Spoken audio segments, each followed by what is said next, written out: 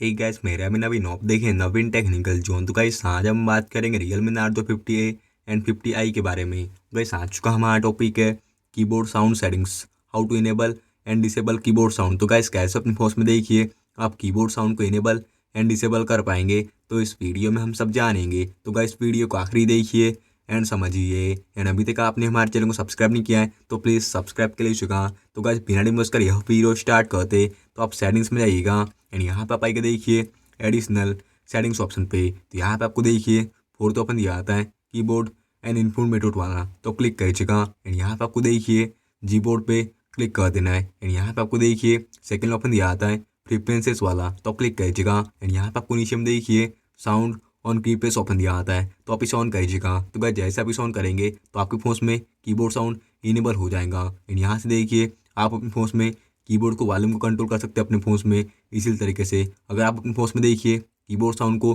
Disable करना चाहते तो इस टैब पे देखिए आप अपने फोन में कीबोर्ड साउंड को डिसेबल भी कर पाते। तो इस टैब पे देखिए आप अपने फोन में कीबोर्ड साउंड को इनेबल एंड डिसेबल कर पाते इसी तरीके से। तो कैसे होता है आज का हमारा टॉपिक। उम्मीद है कैसे आपको वीडियो पसंद होगी। आज के लिए बस इतना ही। Thank you.